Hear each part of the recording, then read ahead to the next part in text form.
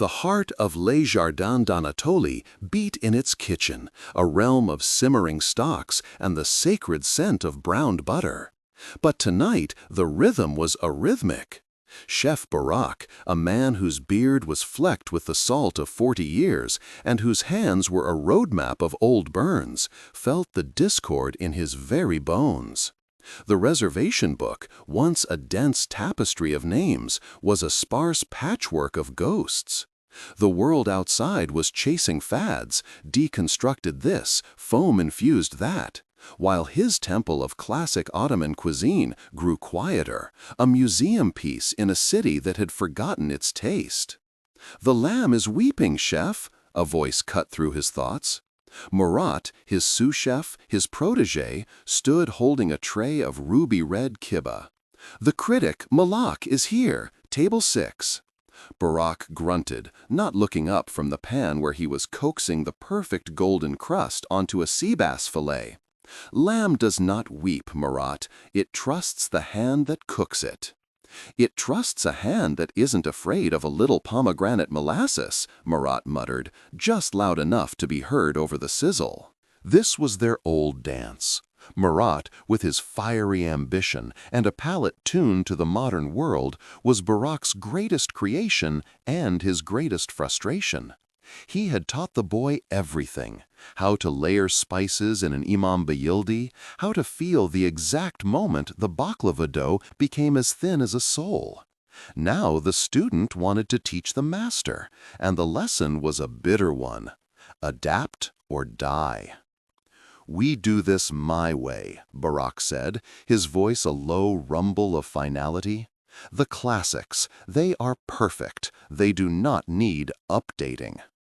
"Perfect for an audience that no longer exists." Murat's grip tightened on the tray. "Chef, give me one dish, just one. Let me serve her my version of the testi kebab. Let her taste what this place could be." Barak's head snapped up. His eyes, dark and weary, met Murat's blazing ones. The testi kebab, a royal dish, baked and served in a sealed clay pot, was the soul of his menu. The idea of a version of it was sacrilege. "No." "Then we are serving her a eulogy," Murat said, the fight draining from his voice, replaced by a chilling resignation. The service began. Barak moved with the rigid precision of a conductor leading a dying orchestra. He plated the zeytin yağlılar, the olive oil-drenched vegetables, with monastic care. He scrutinized the color of the tarhana soup, a recipe from his own grandmother. Each dish that left the pass was a flawless relic. But the silence from the dining room was deafening. Halfway through the service, Barak noticed it: a subtle shift in Murat's station. The scent of smoked urfa biber, not just its earthiness, but something brighter, like citrus. He saw Murat carefully not looking at him, his movements furtive, intense. The betrayal, cold and sharp, pierced Barak's heart. He was doing it. He was cooking his dish. Barak's first instinct was to roar, to fire him on the spot. But as his gaze swept over the near-empty kitchen, over the faces of the few loyal cooks who had stayed, he felt the weight of the empty tables pressing down. What was one more perfect dish in a museum no one visited? Let the boy hang himself with his own ambition. Let Malak taste the folly of it. He said nothing. He simply turned back to his station and began preparing the main course, the classic testi kebab, with a furious, quiet precision. The two dishes went out together, a study in contrast. Barak's was tradition incarnate. The rustic clay pot, cracked open at the table with a ceremonial tap, releasing a geyser of steam carrying the profound, comforting scent of slow-cooked lamb, sun-drenched tomatoes, and ancient spices. Next to it, Murat's plate was a landscape. A sleek black slate held a deconstructed kebab. A perfect medallion of sous vide lamb rested on a smear of smoked eggplant puree, dotted with a vibrant pomegranate gel and sprinkled with crispy freekeh.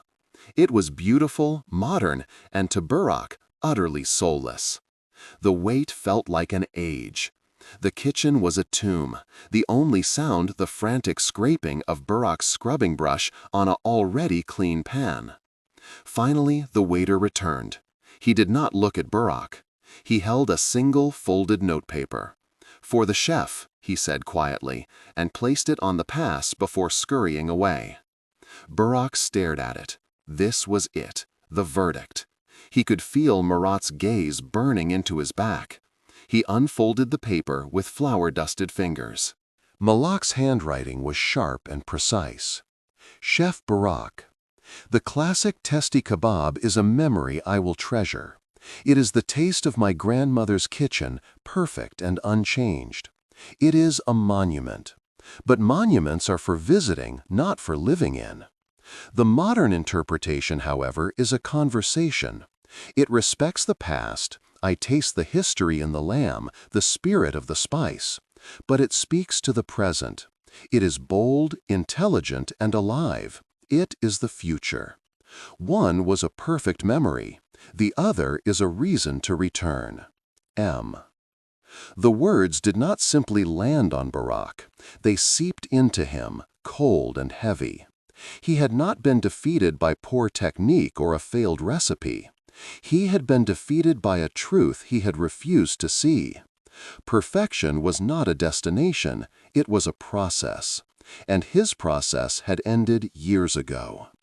He looked up at Murat, whose face was a mask of fearful anticipation.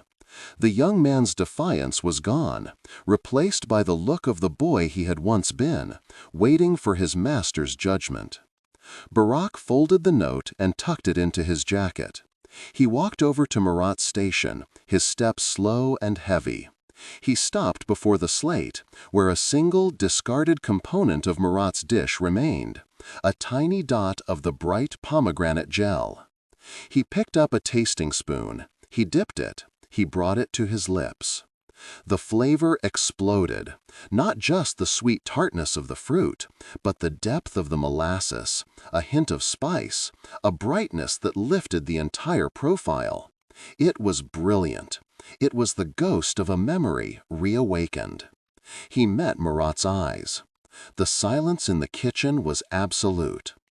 "Tomorrow," Burak said, his voice rough but clear, cutting through the tension, "we begin with the soup, the tarhana. What would you do with it?" A slow, tentative hope dawned on Murat's face. He nodded, just once. Burak turned and walked back to his station. He picked up his favorite knife, its handle worn smooth by his grip.